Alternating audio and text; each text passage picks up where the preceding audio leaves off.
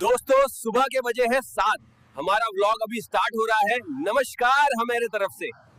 आइए दोस्तों सफर की शुरुआत करते हैं। आज हमें गुलशन भाई के यहाँ से माल लोड करके आसाम ले जाना है। जी पापा।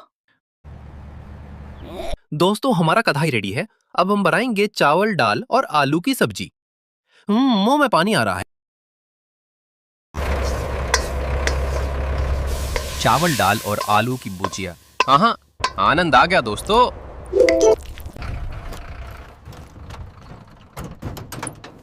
मान हो गया लोड, अब चलते आसाम की तरफ दोस्तों। मिलते हैं अगले ब्लॉग में।